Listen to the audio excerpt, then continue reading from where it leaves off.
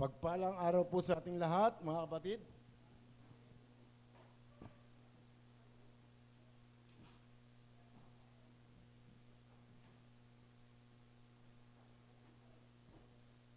Sige po, umupo na po tayo para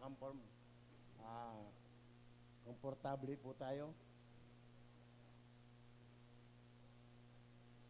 Dahil meron po tayong Holy Communion ngayon, kaya iksian na lang po natin ang ating sermon total. Huwag nang paligoy-ligoy pa, amen? Sige po, hinihiling ko po tayong lahat ay makaupo na para hindi tayo makakapagbigay abala sa ating mga katabi. Muli ko pong nasasabi, pag ikaw ay nagpahinga at napagod ka at natulog ka, ito ay iyong desisyon. Subalit pag ikaw ay nagising, hindi mo na desisyon yun. Ito po ay desisyon na ng Diyos. Nagdesisyon ng Diyos na ikaw ay gisingin upang yung assignment na ipinagagawa sa atin ay sana magawa po natin. Amen. At taon 2025, ito po ang unang linggo. Bawat magkakatapusan ng buwan, nagkakaroon po ng evaluation. O tinitignan po nila kung sa mga negosyante, kung kumita ba sila o nalugi. Kung sa atin naman, wala naman tayong negosyo, sa ating paningin, yung traditional business, subalit lahat po tayo ay negosyante. Tama, naniwala po ba kayo? Walang sumasang-ayon. Ang ating negosyo po, ang ating business na binigay sa atin ng Diyos ay walang iba kung hindi ipakilala si Kristo. Kaya ako at ikaw ay nabubuhay sa oras na ito sapagkat mula sa Ama sa langit, siya ang dakilang investor. Dakilang investor. At ang investor ay naghahanap ng profit. Tama po ba? At ang una niyang ininvest, alam natin, ay si Adan at si Eva upang ang buong sangkatauhan ay mamuhay ayon sa panuntuntunan ng Diyos. At nakita po natin, ang titulo po ng buwan na ito is about obedience. Ang reciprocal of obedience is disobedient. Kung may narrow way, merong broad way. Kung may kingdom of darkness, may kingdom of light. Kung may blessing, may curse. May foolish, may wise. Also, always reciprocal. This 2025, ano po ba ang gusto nating mangyari sa ating buhay? Hindi garantiya o hindi lisensya. Pag itinaas mo ang iyong kamay, pagpapalain ka ng Diyos. Hindi sukatan kung lagi kang nasa loob ng iglesia at nagtuturo ka, ay sukatan para pagpalain ka ng Diyos. Oh, ano pang silbi? Bakit tayo pumupunta sa simbahan? Kung di rin pala tayo pagpapalain ng Diyos. Mga kapatid, kahit hindi pumupunta sa simbahan, ang Diyos ay pinasisikat niya ang araw at ulan sa mabubuti at masasama. Kaya tayo naririto, nakikinig ng salita ng Diyos, hindi lamang para magkaroon ng kalaman, kung hindi magkaroon ng kaganapan ang kalaman na ating pinakinggan. Kaya nga sinabi, obedience is better than sacrifice. Everything na nakikita natin, nagsasakripisyo, nagpapasan ng krus, nagpapapako, is a sacrifice at pinapalakpakan ng mga tao.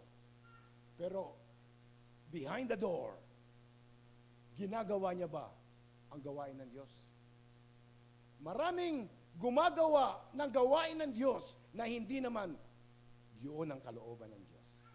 Tayo po muna yung manalangin. Bago po mo tayo minute na. At sa ating panalangin, imbitahin po natin ang Banal na Espiritu Santo para maunawaan po natin ang ating aaralin. Sapagkat ikaw at ako ay parehas ng makasalanan. Kaya nga tayo pumupunta sa simbahan sapagkat humihingi tayo ng habag, awa at biyaya ng Diyos. At ang banal na Espiritu Santo ang dakilang tagapagturo. Tayo po'y manalangin. Aming Ama, sa oras na ito, sa aming pag-aaralan sa aklat ng John 14, verse 23, O Lord, mangusap ka sa aming teksto na ito, O Lord God, kung paano namin maipapakita kung paano ka namin mahalin. Pagpalain mo, Panginoon, ang bawat isa sa amin dito, buksan mo aming puso't kaisipan, at ikaw po, Panginoon, ang mangusap sa amin. Ito na nga po ang aming dalangin sa pangalan ni Jesus, at ang lahat ay magsabi ng Amen at Amen. Ang Diyos ay pag-ibig. Amen po ba? Kung ang pag-ibig ang Diyos, bakit maraming namamatay ngayon sa Syria? Bakit ang dami namamatay ngayon doon sa Lebanon? Ang Diyos ay pag-ibig. Bakit maraming nagugutom? Bakit maraming nagkakasakit? Bakit may mga bata namamatay? $1 million question natin tanungin. Sabi ng iba, bumabangon na katanungan, Panginoon, kung tunay kang pag-ibig, bakit mo hinayaan na ang aking anak ay mamatay? Bakit mo hinayaan na kami magutom? Bakit mo hinayaan na kami magkasakit? Diyan po madaling katanungan. Bakit marami nagbabanggaan ng mga motor, mga sasakyan sa labas? Bakit may mga gumuguho ng mga bundok? Bakit may mga nagkakasakit? Because of disobedience. Sapagkat ang sabing ganyan ng road of courtesy, kinakailangan ay merong maximum speed lamang. Tinodo niya ang speed, kaya nung sumalpok siya, namatay siya. Ito lamang ay one way. Nilabag mo ang batas, kaya ang kabayaran ay kamatayan. Tama po ba? Sa law of nature, hindi mo pwedeng kalabanin. The law of gravity. Sapagkat ang author ng science, walang iba kundi Diyos din. Tumalong ka sa mataas na palapag, pagbagsak mo, siguradong patay ka. Because of law of gravity. Kaya sinasabi, magagdanang ka. Yung tumalon sa mga 9/11, namatay. Sa makatuwid, kaya po nagkakaroon ng maraming kaguluhan sa mundong ito because of disobedience. At ang unang-unang tao na nag-disobey, unang-unang dahilan, bakit yung aking mga katanungan na yon ay bumabangon at ito ang kasagutan sapagkat sa simula't-simula pa lang, sabi nga, siya ang Alpha at ang Omega, the beginning and the end. Siya ang naglalang ng langit at ang lupa. At ang sabi niyang ganyan, wag na wag niyong kakainin ang bunga ng pagkakalam niyan. At pag kinain niyo,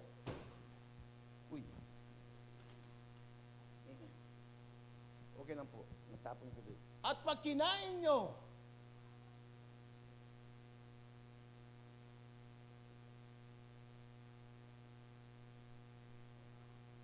pag kinain mo, mamamatay kayo. Sino ang nagsasalita na yon? Ang Diyos mismo. Subalit, ang naglalang, yung naglalang ang salita, sinabi sa nilalang, subalit unang-unang tao na nag-disobey na yon ay ang ating mga magulang. Thank you, sis. Ang ating mga magulang, kaya nag-perpetuate, kaya dumaloy sa atin, kaya nararanasan natin ang ganitong sitwasyon sapagkat meron disobedience. Kaya binigay ang Biblia para ito ang manual ng tao. At kung ito'y kaya nga, yung pa lamang sa Biblia na yun ay binigay sa ng Panginoon, kaya ang bilin niya, do not let this book, do not let this book. What is the book? The book of life, the book of knowledge. Kaya pag nakita mo si Kristo, nagkakaroon ka ng buhay at kung ang buhay mo ma-maintain mo, ay kinakailangan kumonek ka sa book at ang book na yon is a book of life na nagbibigay sa iyo ng buhay espiritual. Ito, Kahit bumili ka ng cellphone, marami pagbili ng cellphone, mayroong makapirasong manual doon sapagkat yung manual na yun ang utak ng manufacturer, yun ang utak ng inventor sapagkat alam niya kung ano maganda para gamitin mo sa cellphone na yun. Subalit karamihan hindi nagbabasa ng manual. Ano ang kinabubuhungan? Tradisyon kung ano kinagisnan. Mga kapatid, 2025, bilang isang pamilyang JB Rim family, ini-expect ng Diyos na ang bawat isa sa atin is growing and multiplying. Hindi mailalagay ang bangko na yan sa lugar na yan at nakatayo na lamang at walang nakaupo kung ang bawat anak niya ay ginagawa ang tungkulin na inaatas ng ating Ama. No. Kaya kung i-evaluate natin o kung susuriin natin sa 365 days, nagawa ko ba yung tungkulin na ipinagagawa sa akin ng Diyos? Kaya nagdesisyon ng Diyos nung ikaw ay natutulog, anak, gigisingin kita. At paggising mo na yan, bibigyan pa kita ng pagkakataon. Kahit ikaw may sakit, kaya kitang pagalingin. Basta't itinutuloy mo ang tungkulin. Aralin po natin yung para makita po natin. What is obedience? And what is disobedience? Kung ang pananampalataya ay may level ng pananampalataya, meron small faith, may big faith na sinasabi sa Bible, ganun din po ang obedience. May 4 na bagay na tayong pwedeng pagbasihan sa obedience. Obedience, down out of fear of punishment. Kaya ka sumusunod sa isang bagay sapagkat natatakot ka na parurusahan ka. One of the obedience.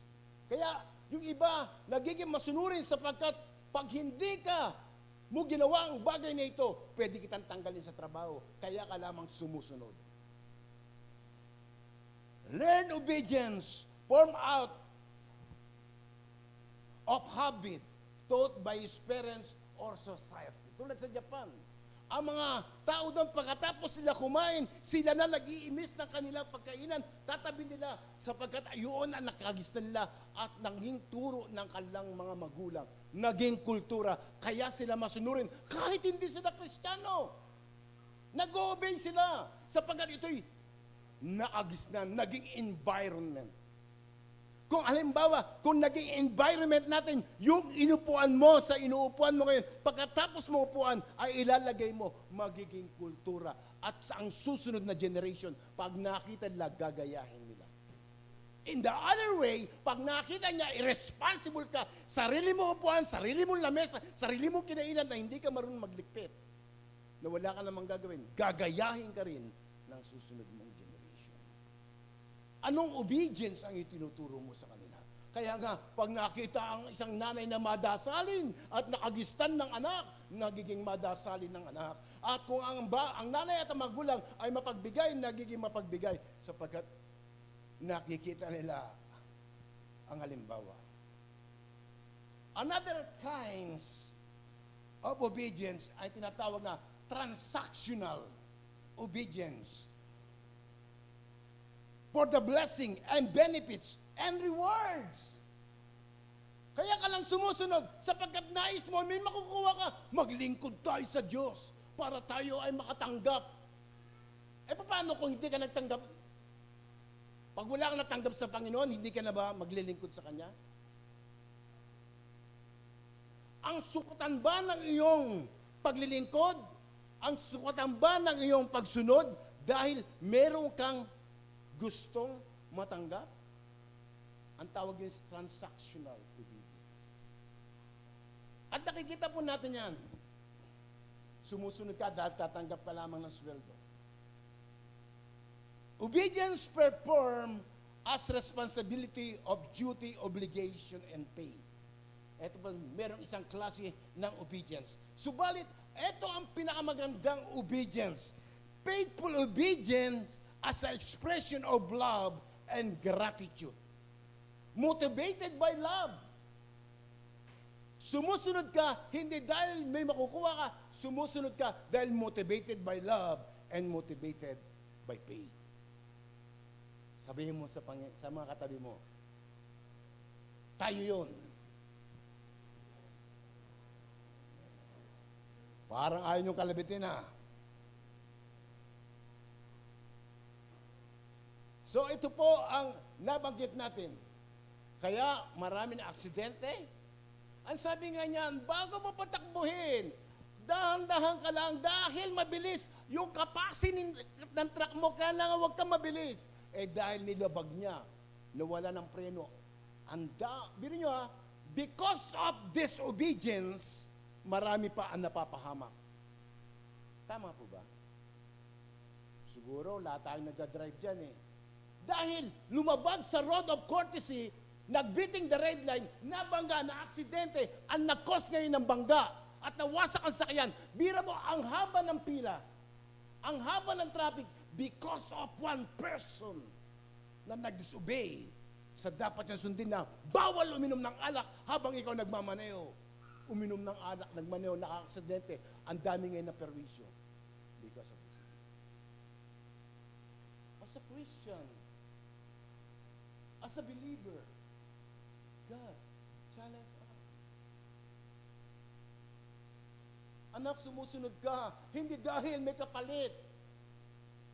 Hindi ka nagbibigyan ng tithes and offering mo dahil imumultiply ng Diyos. Hindi ka pa nagbibigyan ng tithes and offering mo, ibinigay sa kanila ng Diyos. Kaya ka nagbibigay ng tithes, nagbibigay ka ng offering, nagbibigay ng paglilingkod, hindi ka tumatanggap. Dahil motivated by love, motivated by service, and motivated by faith. May matanggap ka, wala, maglilingkod ako sa Diyos sapagkat sobra-sobra na ang kanyang binigay sa akin. Bakit pa ako tatanggap? Pag timanggap ka, ang sabi nga, natanggap mo na ang iyong bayad sa iyo. Kaya ako nagbibigay ito dahil gusto ko maging channel of blessing. Kaya po sinabi ko, the great investor, walang iba ang Diyos. Nag-invest siya sa bawat isa sa atin. Bata at matanda, God is a God of investor. Madalas kong sabihin to, sabi niya, wala kaming pera, wala kaming kakayahan, wala kaming ibibigay. No!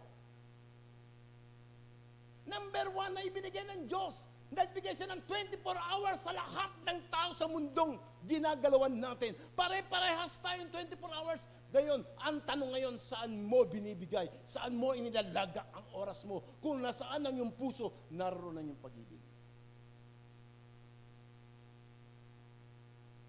Kung mahal mo, ang sabi nga ng binabasa natin sa John 14, pinlas ka na John 14 verse 13, kung nais mong mahalin ng Diyos at papaano mo siya mamamahal, this is the verses that I want we read. Jesus answered, if anyone, sabay-sabay po natin basahin. Sabay-sabay po. 1, 2, 3.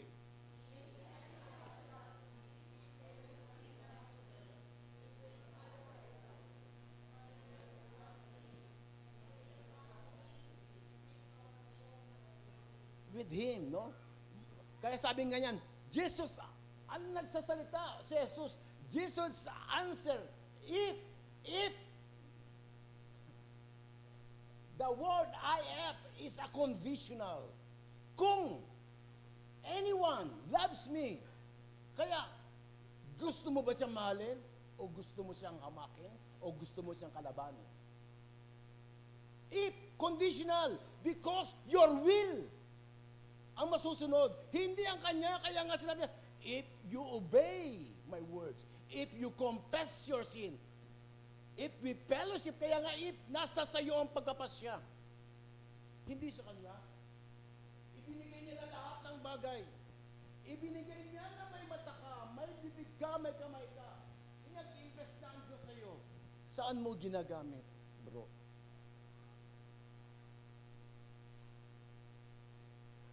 Isang araw, sabi sa grupo ng Lagro, Lagro tennis club. Nang buksan ko at in-scroll kong ganyan, yung opponent ko, o minsan kakampi ko pa sa tennis, naglalaro lamang ng tennis sa Magdalena, ay inatake at namatay. Very shocking. No? Kala mo physical fit, at the age of 65, namatay. So walang pinipili kahit naglalaro ka, kahit saan ka. Hindi masama maglaro. Hindi masama yung ginagawa natin. Ang tanong, saan ba ang priority mo sa buhay mo? Kaya 2025, Lord, kung yung 365 days, 52 weeks, in a year, 52 weeks, ilang beses ka nag-present? Ilang beses ka nag-disobey? Napakaliwanawanag naman na sinasabi ng Bible, Hebrews chapter 10:25, huwag mong kakaligtaan ng mga pagtitipon. Ibig sabihin, huwag! Maraming klaseng pagtitipon. Anong pagtitipon? Yung pagtitipon na kung saan magpapasalamat ka at sumusunod ka sa Diyos. Nagda-download ka. Kumukuha ka, Lord, ano ang mensahe mo sa amin? Lord, 2025, kaya gusto mo pala sa amin maging obedience ako sa iyo. Gusto niyo po ba magkaroon tayo ng kwento? Meron pong isang kwento. Ano oras ako nag-start? 11, 10? So nakailang minuto na ako. Orasan mo lang ako, sis. Ang may isang kwento, ang sabi ko po sa inyo, dahil sa ating mga magulang na nag-disobey, kaya tayo may tinatawag na inheritance sin, Adamic sin, original sin. Hindi ko alam kung ano patawag sa iyo, kahit sa cardinal sin patawag sa iyo, subalit lahat tayo naging makasalanan. Because of sin, disobedience sin. At sabihin natin, gumapang ito, maraming kasaysayan sa Biblia, at isa lang maging kasaysayan to make the story short, si Jonah, inatasan ng Diyos sapagkat ang Diyos ay mahal niya ang lahat ng tao. Kaya lagi ko pong itong tinatanong at pinauulit-ulit. Lahat po ba ng tao ay anak ng Diyos? Lahat po ba ng tao? May kausap ba ako dito? Lahat po ba ng tao ay anak ng Diyos? Hindi! Lahat ng tao ay nilalang ng Diyos. Magiging anak ka lamang ng Diyos pag tinanggap mo si Kristo. Kaya nga, doon pa lamang sa book of Jonas na yon, merong isang propeta, the minor prophet kung tawagin natin, na si Jonas ngayon ay inutusan siya para bigyan ng babala ang Ninive. Nasabihan mo sa kanilang ganyan, na magsisi sila sapagkat sa Jonah chapter 1, ayun pala sa Jonah makikita po natin na doon sa chapter 1 pala ng Jonah, inatasan siya at ano ang ginawa ng propeta? Kwentong bata ba lang to? Mukhang di tayo nagbabasa. Hallelujah. Dumamba tayo ng, idali natin yung mga anak natin sa ganyan. Get up, go to the great city of Nineveh and preach against it because their wickedness has confronted me. Ang kanilang kasalanan ay abot na ng langit. Biro mo, binibigyan pa ng Diyos ng opportunity. Kaya kung ikaw ay nabuhay ngayon at ako ay nabuhay ngayon, it's opportunity to do the God's will and obey God. Tama po ba? Anong ginawa ng propeta? Imbis na sumunod sa naglikha ng langit at lupa, ang ginawa niya pa ay sumakay papalayo. Pumunta ng Tarsis. Lumayo. At doon nagbayad sa tripulante sa kapitan na yon at nagbigay ng bayad. At anong ginawa niya? Meron po ba akong kausap dito? Tanong mo kay Judah, sa barko nagtatrabaho yan eh. Malaki ba ang barko, Judah? Buti ka ako, hindi natutulog si Judah. Minuman tubig eh. Nagme-meditate. Ibig sabihin, imbis na sumunod siya, ay sinuwan niya, nag-disobey. At nung siya ay nag-disobey, ay pumunta doon sa barko papalayo. Kaya mo bang takasan ng Diyos? Hindi pa nga uso CCTV, may CCTV na sa langit. Wala pang wifi yun. Kikita ka na, ang aking mga mata ay patuloy nagmamansid sa mabubuti at sa masasama. Ibig sabihin, alam ng Diyos at wala kang makaitatago. Kaya alam din ng Diyos kung may sakit karamdaman ka. Alam ng Diyos kung anong bagay niyan. Pag na-please mo at kinahabagan tayo ng Diyos, sandali lang yun eh. Ang sabing ganyan, nagtago siya, natulog doon. At siya natutulog, ang sarama-sarama. Hindi ko alam kung siya nanood ng Netflix o nanood ng YouTube. Nakalimutan ng mag-church. Dumalo na lamang. At natulog na mahimbing. At habang natutulog si Jonah doon sa ilalim ng barko, bigla ngayon dumaloy ang malakas na alon, halos sampasin ang kanilang barko. Halos ito'y mawasak at matumba. At yung inutusan at inatasan ng Diyos, ay siya'y natutulog doon. At hindi pa inistorbo ng kapitan. Dahil ang kapitan, mahal niya. Tama ba, Juda? Yung kapitan responsible sa kanyang mga pasahero? Oh, pakindat-kindat. Ayaw magsalita. Parang, walang, tama ba, Judes? Yeah, wag lang kindat. Ibig sabihin, yung kapitan, ang siyang responsable o accountable. Alam mo, ginawa ng kapitan? Hindi natin alam kung cargo ship yun. Ito, wala pa naman sigurong mga ano yun eh. Wala pang, ano ba yung ano? Judes? Wala pang cruise ship, no? Baka cargo ship o passenger ship. Alam mo ang ginawa ng kapitan? Dahil ayaw niya yung tao mamatay doon, ayaw niya mapahamak ang tao doon, kinalimutan niya lahat, anuman presyo ng cargo ay alisin natin para gumaan ang barko at ito'y sumaklit-siklot na lang ng ganito. Tinapon ang lahat ng mga kagamitan. Hindi niya naalintana. Ang mahalaga ay mailigtas sa mga tao. Subalit hindi doon nagtatapos ang ating istorya. Subalit hindi pa rin naging mabangis. Sapagkat inutosan ng Diyos yung kanyang propeta na nag-disobey sa kanya. Ano ba meaning ng disobedience? Disobedience, lack of regard for authority or rulership. The meaning po ng disobedience. Stronger meaning, actual stubbornness or violence. Actual katigasan ng ulo ang hindi pagsunod. Ang stubbornness. Hindi niya sinunod. Nagpatuloy siya natulog. At ibig sabihin, na itapon na lahat mga gamit doon. Subalit yung kapitan sabi niyang ganyan. Then the Lord had a violent wind on the sea and such a violent storm. Sa verse 7 yata yung sinasabi ron na yung kapitan ang sabi niya, sige, kaslat tayo dyan sinabi. Come on, the sailor said to each other, let kaslat. Then we will know who is to be blamed for this trouble we're in. So they can kaslat and they laugh, single out of Jonah.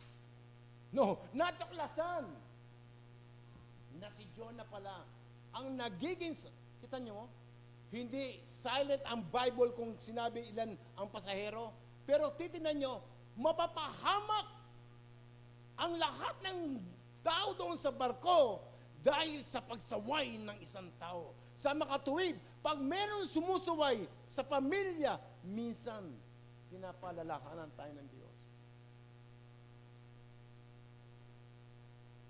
Minsan, bakit nangyayari sa akin community nito? Baka ikaw ang mouthpiece ng Diyos na dapat isang paalalahanan mo, nagtikamdila ka na lang, narito ka sa GBRIM, nakinig ka ng mga lesson, imbes na ibahagi mo, itinago mo na lamang. Kaya ngayon nagkakatrouble sa iyong community sapagkat hindi mo ginagawa assignment mo. Assignment ko, assignment ng bawat sa atin. Pag may napahamak, oh Lord, namatay sa tennis club na yun, buti na lang nabahaginan ko. Pero hindi ko alam kung lumago o hindi. Pero, ang mahalaga, bigyang babala, bigyan. Binabigyan ba ni Jonas? Hindi. Natulog siya At pagkatapos, sa madaling salita, sabi, nung nabunot si Jonah, ang sabi niya, para, alam ko, sabi pa nga ng kapitan dyan Hoy, anong ginagawa mo? Tulog ka na tulog. Bakit hindi ka magdasal sa Diyos mo? Biro mo? Ang nag-rebuke pa sa kanya, kapitan. At sabi niya, alam ko ako ang may kasalanan, kaya itapon niyo na lamang ako. Ayaw ng kapitan na itapon siya sapagkat buhay. Subalit wala silang magawa. Pag-angat kay Jonah at paghalis sapagkat sumunod yung kapitan sa sinabi na instruction ni Jonah, ako may kasalanan, kaya pagbuhatin, paghagis, biglang stop. Ang dagat. At naging kalmado because of the disobedience of this person. No? Na-cause ng iba. Gusto niyo ba ituloy ko bang kwento? O basahin niyo na lang, hindi ko na itutuloy. Para mabasa niyo naman, Book of Jonah. Ay yung mga istorya yun hanggang sa nangyari sa Ninive. Ito po ang istorya ng isang tao na nangyari. No?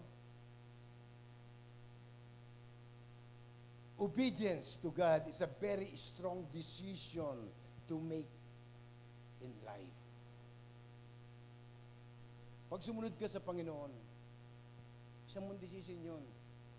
Kaya nga sinabi natin, kung gusto mong ipakita ang iyong tunay na pagmamahal, sister, sa Panginoon, hindi ka ngawa ng ngawa, kundi gumawa ka sa ginagawa mo. Actions speak louder than words. Di baling tumahimik ka na lang, makita na lamang ang resulta.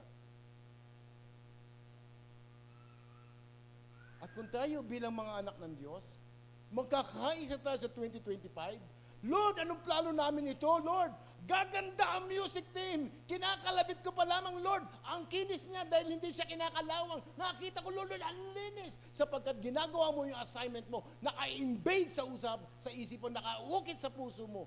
Kung paano mo mapapakita ang pagmamahal mo sa Panginoon kahit walang nag-uutos sa iyo, sapagkat motivated by love, not motivated by obligation or reward or payment. Kaya ka naglilingkod. Mga kapatid, may nakausap kami ni Pastora na sa Prestige. Dati siyang isang kapitan ng barko. Alam mo, ang kapitan ng barko, pinakamababang sweldo niyan hindi bababa ng $5,000. Pero ngayon, meron siyang prostate cancer. Hindi alam ng kanyang mga dating mga kasamaan o kamag-anakan na pumipila na lamang siya pambili ng gamot. At ang kanyang pera, ang kanyang yaman, ang kanyang inipon na matagal na panahon, noong kami nag-uusap, yung dalawa na yon, unti-unti nawawala. Sapagkat wala sa kanya si J-E-S-U-S. Naubos! Walang protection, walang covering. Mga kapatid, because of disobedience, ginawa niya, sabi ko, wala kang pagkakaiba, bro, sa kumanta ng I did it my way. Kaliwat kanan ng kanyang bisyo. Subalit nung siya'y siningil, buti, binigyan pa siya ng pagkakataon ng Panginoon. May nag-introduce sa kanya about Jesus. Kaya yung building niya, pinagagamit niya sa Panginoon. Kahit wala kaming pera, sabi niya, hindi kami sobra-sobra, pero naragtapuan ko ang tunay na kapayapaan. One day, baka makasama natin siya ito. Sabi ganyan, sa lahat ng pagkakataon, saan ka pumunta, dapat ipakilala natin ang Panginoon. Pag andun ako sa Lagro Tennis Court, hindi sila kakain na hindi ko pa ipinagpipray. Andiyan si Pastor, pakain muna tayo. Maging sa tennis court dito, siya-celebrate, kinakailan. Bakit tayo? Pasalamat tayo, wala sa atin na aksidente. Let your light shine before men. Sabi ng Bible, di ba? Sabi nga minsan sa Bible walang ginagalang na propeta sa kanyang tahanan. No. Familiarity. Who cares? Who cares? Gawin mo kung paano mo papiplease ang Diyos. Hindi ka nagpiplease sa tao. I-please mo ang Diyos. Sapagkat at the end of the day, pag ikaw ay nakahiga doon sa hospital bed, walang ibang tutulong sa iyo kung hindi ang banal na Santong Espiritu at yung aral na tinuro sa iyo na tinanim mo sa iyong kaisipan. Hindi yung mga ginawa mo, sapagkat baka ang ginawa mo ayon sa may kapalit, kaya ka sumusunod. Sapagkat hindi ka naman talaga motivated by love or motivated by obligation or by reward. Sabihin mo sa katabi mo, no, obedience by, motivated by love tayo. Sabi mo nga, motivated by love.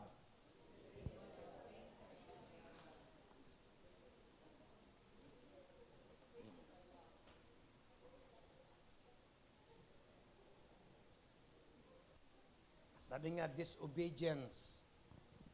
Disobedient to God will not only affect you, but others as well. Disobedient to God will disobedience to God will after as taught you not. Ang paglabag sa Diyos ay nagpapakita na hindi ka concerned para sa iba. At pag ikaw ay nagdi-disobedience sa Panginoon at lumalabag ka, kaya nga ang mga bata pa lang, tinuturuan mo nga, sabi nga, doon pa lang nakikita niya, anak, pagkatapos mo, yung hinigaan mo, miligpitin mo. Anak, tulungan mo, pag yung damit mo, ilagay mo sa laundry. Anak, pag nasanay na yon, kusa nang gumagawa yan, doon pala sa tahanan Kaya, pag ilagay man siya sa mga labas ng tao, isalamuha mo siya, kakaiba na siya, kasi doon pa lamang ay naturuan na siya. Magliliwanag siya. Ganyan ang mga Pinoy. Amen. Ganyan ang mga Pilipino. Ang Pilipino, kahit walang tools yan, tumatrabaho kasi nasanay pa lang sa loob ng tahanan. Wala akong nakitang mga ibang nationality na tulad ng Pilipino. At napakaganda ng Pilipinas. Sabi ni God, Jose Rizal. At nasaksihan ko talaga. Ganito ba ang buhay sa Amerika? Ang lamig-lamig, hindi ka mga sa linggo na ako na dinaliligo, okay lang pala dahil sobrang lamig. Tipid sa tubig, tipid sa sabon. Ang lamig, hindi ka makalabas. Ano gagawin mo? Hindi dito sa Pilipinas umating ka na ng simbahan, may pagkain ka pa, doon wala. Minsan wala. Kanya-kanya, dito sinusundo ka pa. Minsan binibigyan ka pa ng love gift. Pero sa Pilipinas, ang ganda pala. Lumabas ka, may makakausap ka. Kapitbahay namin, namatay na, walang nakakaalam. Paano siya nalaman, nangangamoy na? Tingnan mo sa katabi mo, baka nangangamoy na yan, ha? Ibig sabihin, pag ikaw ay hindi nagbabahagi ng salita ng Diyos, nangangamoy ka na, boy. Kinakailangan, girls. Kinakailangan everyday magiging channel of blessing tayo. Kasi yun naman ang expectation sa atin ng Diyos Sumunod ka. Sumunod tayo. Alam niyo po ba? Dahil sa isang tao na sumunod sa ating kay Yahweh, pinagpala at ating inabot ito. At sino yun? Si Abraham. Biro mo, si Abraham, matanda na, gurang na. Hindi na magkakaanak. At nung sinabi pa sa kanya ng Panginoon, sige, ialay mo ang iyong Isaac.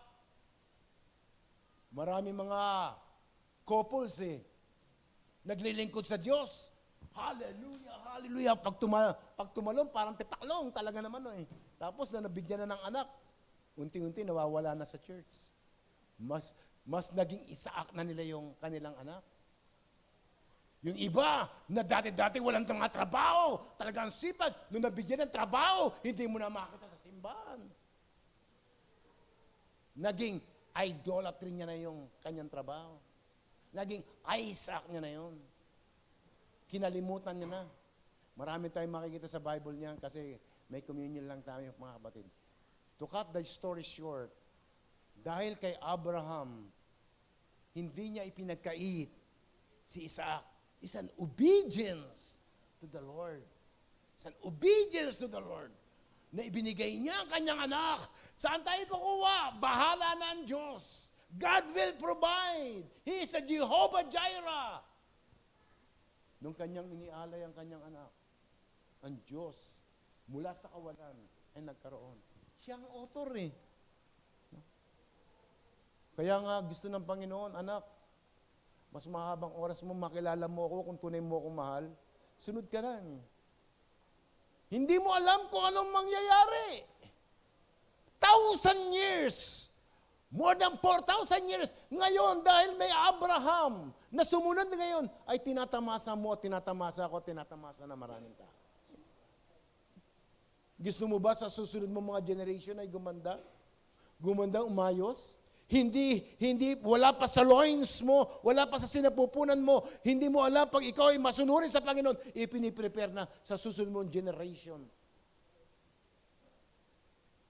na hindi mo kayang liripin. Alam pa ba ni Abraham yung ginawa niya? Subalit ngayon pinag-uusapan natin yung Abraham na yon sapagkat siya ay nag-obey sa Diyos. Di ba? Hindi ba siyan, komot kasama mo sa simbahan, ay obedience yan. Bakit? May totoo ba yun? Totoo. Gusto mo i-prove ko sa'yo? Sino? Kasama niya pa mismo, kumakain ng 3 taon at kalahati. Leader niya pa. Si Kristo, na meron siyang leader, ang leader niya, walang iba kundi si Pedro. Nung dinakip si Pedro, nung dinakip si Kristo, doon sa Garden of Gethsemane, pagkatapos, disobey niya. Hindi niya tinanggi niya ang ating Panginoon sa Kristo. Imagine, no? Kasi kasama mo, 3 taon ka, nakita mo, ang bulag ay nakakita, ang bingi nakakarinig, ang lumpoy nakakalakad, ang patay nabubuhay. At the end of the day, tinanggi niya pa yung tao. Pag tilaok ng manok, ikakakaila mo ko. Hindi ko kilala yan. Kasi alam mo, kasi pag malamig, gusto mo sa bonfire gusto mo mainitan. Nakita sa namukaan siya. Di ba born again ka? Ikaw ay nagpa-praise the Lord? Hindi. Sumasama lang ako, na-embed lang ako. Hindi. Tinatanggi natin minsan. Mga kapatid, kita nyo ang nangyari. Yung aking mga Bible characters na aking binabanggit, nasasabi sa atin, kaya naisulat yon upang magsilbing paalala sa atin. Gusto mo magpatuloy? Marami tayong mababasa.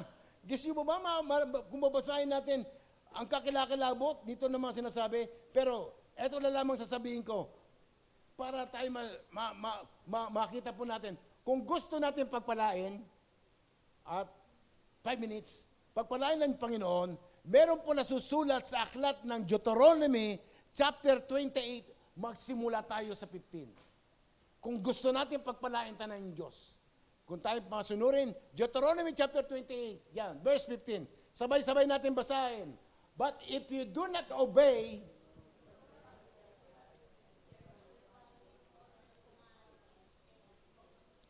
I am giving you today, all these curses will become and overtake you. Verse 16, yung mga nagdi-disobey. 16, yan. 15, 16, no? 17. You will be cursed in the city and curse in the country. Pero mo, pag hindi ka nag-obey sa Panginoon, verse 17. Your basket. Basa, para makita po natin. Your basket and kneading bowl will be cursed. Verse 18.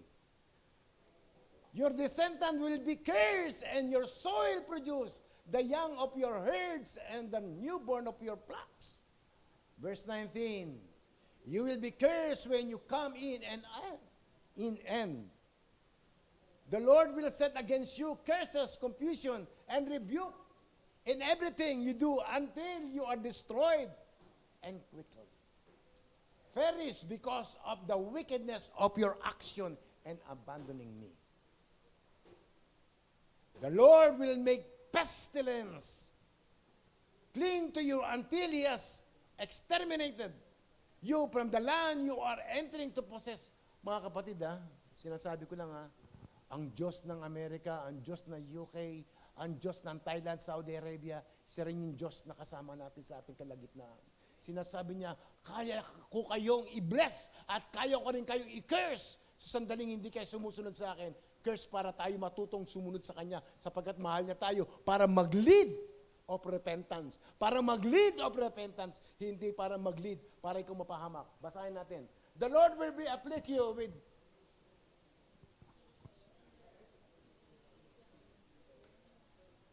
inflammation, burning heat, drought, until you perish. Dire-diretso lang si Is. The sky above you will be bronze and the earth beneath. The Lord will turn the rain of your land into falling dust. It will be descend on your from the sky until you are destroyed. The Lord to be defeated before you. You will march out against them.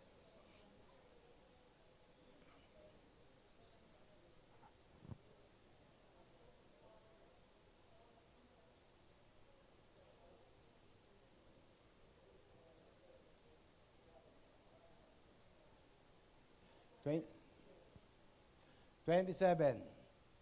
Sige po.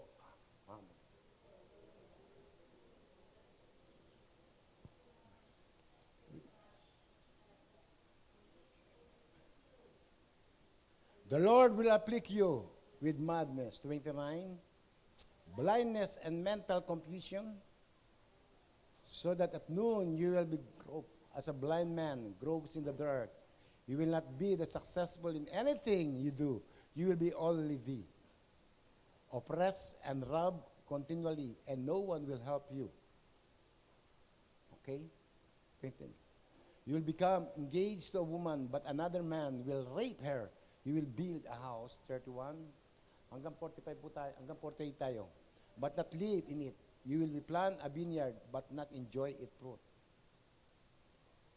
Your ox will be slaughtered before your eyes, but you will not eat any of it. Your donkey will be taken away from you and not returned to you. Your flock will be given to your enemies, and no one will help you.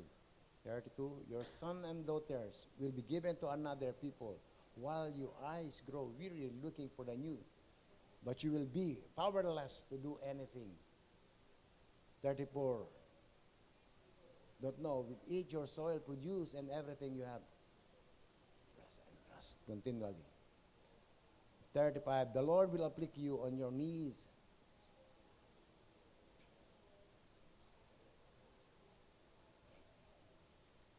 Sige po, hanggang 48.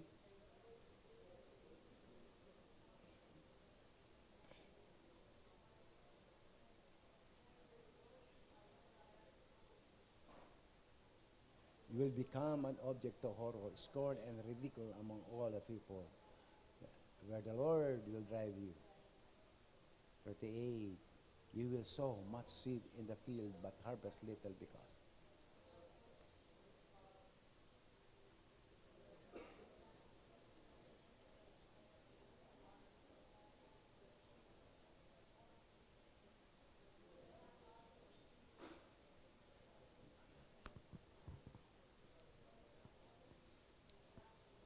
Ito po yung mga nagdi-disobey. Kung titingnan po natin yan, kung mabasahin sa Deuteronomy, yung mga disobedient.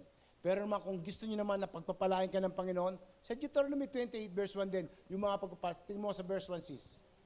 Sa verse 1, sabi niya ganyan. Yan. Sa verse 1. 28 verse 1. Hindi, 28 verse 1. Deuteronomy rin. Deuteronomy 28 verse 1 din. If you faithfully obey the Lord your God, basahin po natin, and are careful to follow all His command, I am giving you today, the Lord your God will put you far above all the nation of the earth. Pero mo, pag ikaw sumunod sa Panginoon, kaya hindi po totoo yung sinasabi lang mahirap humanap ng trabaho. Kaya ka nahihirapan humanap ng trabaho kasi hindi ka qualified. Pero pag qualified ka, ang trabaho hanap sa iyo. At lalo qualified ka na. Pagkatapos sumusunod ka pa sa Panginoon, yung mga mata nang tumitingin sa iyo, hahanapin ka nila. Itataas ka. All this blessing will come and overtaken you because you obey the Lord, your God. 3, basahin natin. You will be blessed in the city and blessed in the country. Pero mo sa community mo, hindi ka naghihirap. Nahihirapan na sila, pero ikaw nagniningning ka. Bakit? Blessed. Andun yung covering. Andun yung protection ng Panginoon. Yan, your descendant will be blessed, and your soil produce, and the offspring of the livestock, including the young. Kita nyo, pinagpapala. Siguro po, kung gusto natin basahin yan, yan ang mga blessing. Okay na, sis. Tuloy-tuloy na natin sa Deuteronomy niya, pag binasa po na yung blessing and curse. 2025, gusto ba natin pagpalain tayo ng Diyos? Magiging obedience ba tayo o disobedience? Mga kapatid, isa challenge. Kaya nga sabi ng Panginoon, if you obey, kung tayo po'y susunod sa Diyos, hindi ka susunod sa akin, sapagkat ako rin taong may kamatayan. Huwag kang magtiwala sa may butas ng ilong, sapagkat siya'y may kamatayan din katulad mo. Subalit magtiwala ka sa Diyos na walang kamatayan. Nakita po natin ang binubunga ng obedience at disobedience. Nakita natin nung si Jonah, pagkatapos niya nang sumuway sa Panginoon, ganun ang nangyari, halos mapaamak. Subalit sa mga susunod na chapter, nung sumunod siya sa Panginoon, naligtas ang bansang Ninive. Gusto ba natin ang 2025 ay maligtas tayo sa lahat ng sakit, karamdaman at kapahamakan? Mga kapatid, ang Diyos na sabi niya, kung ang Diyos ay sumasayo, sino pa kakalaban sa'yo? Ang Diyos, kita mo nga kahit sa Book of Exodus. Sabi niya, naalala ko ang sumpaan ko kay Abraham, kay Isaac at kay Jacob. Ang sabi kay Moises, at ililigtas ko kayo. Mga kapatid, pag ikaw nakipag-covenant sa Diyos, wala ka na, subalit ang Diyos ang mangangalaga sa susunod mong lahi. Ikaw ang tatayo sapagkat ikaw ang nakaunawa. Kaya sa ating kapaligiran ngayon, maraming demonic spirit, maraming marasen, maraming marites na gusto kang pabagsakin upang sama-sama kayong manghina. Subalit, sabi nga, look unto Jesus, the author and the... Huwag kang tumingin sa kapwa mo tao. Sa kapwa mo tao ay lumalapit din sa Diyos yan. Huwag kang tumingin sa kapwa mo leaders sapagkat lahat tayo may mga pagkukulang. Walang matuwid kahit isa tumingin ka sa nagliligtas ng kasalanan at magliligtas sa iyong buhay. Kaya ang 2025, amen, nasimulan natin ng taon na to, Lord, 51 weeks pa, tuloy ako. Hindi ka, kahit may bagyo, kahit may ulan, kahit tuloy-tuloy ako maglilingkod sa iyo, Panginoon. Meron ako narinig sa isang preacher, yung inabsent mo na linggo na yon, yun din ang itatagal mo sa ospital. Ang sabi niya ganyan. Hindi ko alam kung paano niya na-compute o paano niya study o cases na kanilang nasunahan. Kasi dinus-ibay mo ang salita ng Diyos. Kaya mga kapatid, ang lagi ko nasasabi, your decision is your destination. Your decision is your transformation. Your decision, magbubunga ito ng kasaganaan natin sa buhay. Let's us pray. Heavenly Father, in Jesus' mighty name, Panginoon, ang 2025, O Lord God, is the year of obedience sa bawat anak mo. Simple lang, Lord, ang pinakita mo, Panginoon, ang mga nagdi-disobey, nagbubunga ng confusion, conflict, loss, regrets, Panginoon. Subalit, ang sumusunod sa iyo, ang 10,000 generation ay pagpapalain mo. Lord, ayaw mo ang Jaberin family na narito sa aming harapan, Panginoon. Makita mo, O Lord God, ang aming mga puso, hayaan mo na may offer namin sa iyo as a living sacrifice, O Lord. Holy and acceptable unto you, O Lord. This is our reasonable service. Ikaw nagsabi, do not conform any longer to the pattern of this world, but be transformed by the renewing of your mind. Sa pagsunod namin sa iyo, Panginoon, ipinakikita namin ang pagmamahal namin sa iyo, God. Kaya bless mo, Panginoon, ang 2025 na bawat isa sa amin ay magpapatuloy at gagawa, Panginoon, na sinabi mo, go ye and preach the gospel to all nations and baptize them in the name of the Father and in the Son and the Holy Spirit. This we pray in Jesus' name. Amen and amen. Palakpakan po natin ang Panginoon.